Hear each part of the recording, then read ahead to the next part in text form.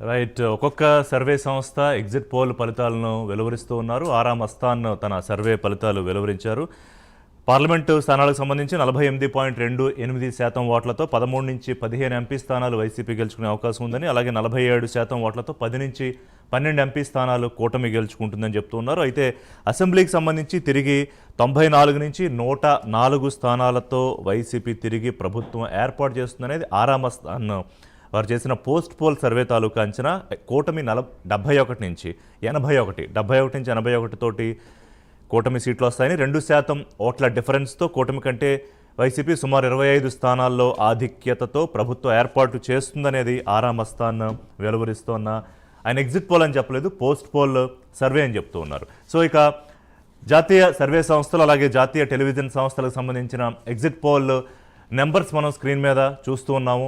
Republic TV 359 NDA కూటమికి వస్తాయని చెప్తూ ఉంది. అలాగే ఇండి కూటమికి 154, ఎన్డీటీవీ 371 ఇటు కూటమికి వస్తాయని చెప్తుంటే ఇండి కూటమికి 125 వస్తాయని, అలాగే పిఎంఏఆర్క్యూ అనే సంస్థ 359 ఎన్డీఏకి, ఇండి కూటమికి 154. అంటే ఇక్కడ ఈ నెంబర్స్ ఏదైతే ప్రధానమంత్రి మోదీ మొదటి నుంచి 400 పార్ అని ఒక దాన్ని తీసుకుని ఎన్నికల నినాదంగా వెళ్ళారో ఆ 400 దగ్గరగా ఎక్కడా కనిపించట్లేదు. కానీ ఇప్పుడున్న నెంబర్కి సుమారుగా దగ్గరగానే దాదాపుగా అన్ని జాతీయ సర్వే సంస్థల ఎగ్జిట్ పోల్ అంచనాలు మనకి కనిపిస్తూ ఉన్నాయి. అలాగే ఆంధ్రప్రదేశ్కి సంబంధించి వివిధ సంస్థల ఎగ్జిట్ పోల్స్ కూడా వెలువడుతూ ఉన్నాయి. అది మనం స్క్రీన్ మీద చూడొచ్చు. స్థానికంగా కొన్ని సర్వే సంస్థలు అలాగే నేషనల్ ఎగ్జిట్ పోల్స్ నిర్వహించిన సర్వే సంస్థలు, అంటే గతంలో అనేక ఎగ్జిట్ పోల్స్కి సంబంధించి క్రెడిబిలిటీ సంపాదించుకున్న సంస్థలు, అలాగే కొన్ని ఎగ్జిట్ పోల్స్ కొన్ని సందర్భాల్లో తప్పుతూ ఉన్న పరిస్థితి కూడా ఉంటుంది. కానీ సుమారుగా ఎగ్జిట్ పోల్స్ దాదాపుగా గత ఎన్నికలు 2-3 ఎన్నికలు చూసుకుంటూ ఉంటే కూడా పెద్దగా తప్పిపోయి అట్టర్ ఫ్లాప్ అయిన సందర్భాలు కూడా చాలా తక్కువే ఉన్నాయి. సో ఒక్కొక్కసారి చూసుకుందాం ఏ సర్వే సంస్థలు ఏ నెంబర్లు చెప్తూ ఉన్నాయి, ఆ నెంబర్ రావడానికి గల కారణాలు ఏంటి, దాని అనాలిసిస్లో కూడా మనం వెళ్దాం. ఇప్పుడు నాతో పాటు స్టూడియోలో చలసాని శ్రీనివాస్ గారు ఉన్నారు, రాజకీయ విశ్లేషకులు, అలాగే ఆంధ్రప్రదేశ్ హక్కులు ప్రత్యేక హోదా కోసం పోరాడుతున్న ఉద్యమ నేత.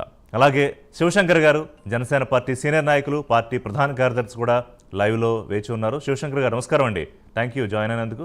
చలసాని గారు నమస్కారం అండి స్టూడియోకి వచ్చినందుకు. సో ముందుగా ఒకసారి ఆంధ్రప్రదేశ్ గురించి, అలాగే ఆనమ్మ వారు కూడా జాయిన్ అవుతూ ఉన్నారు, ఆనం వెంకటరామనాయుడు గారు కూడా జాయిన్ అవుతూ ఉన్నారు. నమస్కారం అండి, థ్యాంక్ యూ లైవ్లో జాయిన్ అయినందుకు. ఏంటి వివిధ సర్వే సంస్థలు ఇస్తున్న ఎగ్జిట్ పోల్స్ ఒకసారి చూద్దాము. మన స్క్రీన్ మీద కూడా మీరు చూడొచ్చు.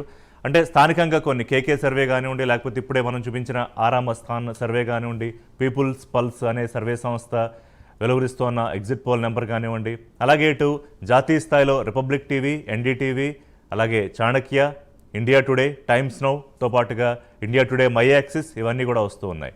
సో ఇక్కడ ఏ సంస్థ క్రెడిబిలిటీ ఏమిటి అవన్నీ మాట్లాడుకునే ముందుగా ప్రస్తుతం వస్తున్న నెంబర్ల మీద సపోజ్ ఒకసారి ముందు జాతీయ స్థాయి మాట్లాడేసుకుని, ఎందుకంటే క్విక్గా మాట్లాడేసుకుని మనం రాష్ట్రానికి వచ్చేద్దాం.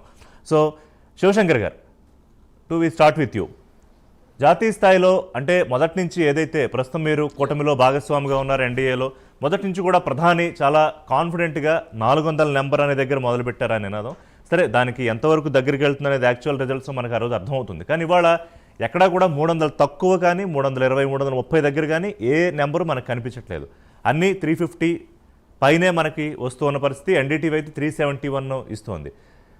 సో ఏంటి మీ అంచనా దీని మీద?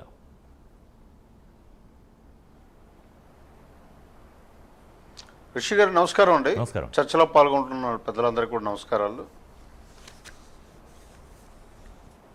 రిషి గారు ఎప్పుడు 400 టార్గెట్ పెట్టుకున్నారు ఎన్డీఏ కేంద్రంలో, చాలా సంతోషం.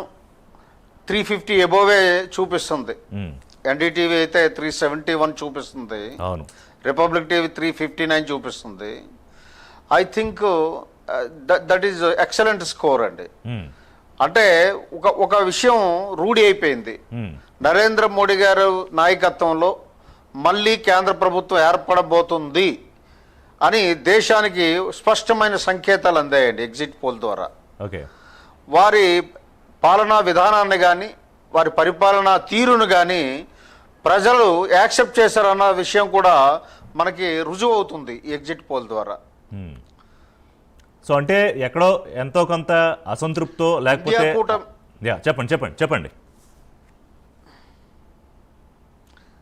ఇండియా కూటమి ఈ రోజు కూడా మనం చూసాము. ఖర్గే గారు 289 సీట్లు మాకు వస్తాయి అని చెప్పడం. అవును. అలాగే కొన్ని సర్వే సంస్థలు ఎన్డీఏకి 230 కంటే ఎక్కువ రావని చెప్పడం. వీటన్నిటికీ సమాధానం ఎగ్జిట్ పోల్స్లో మనకి ఈరోజు లభించిందండి.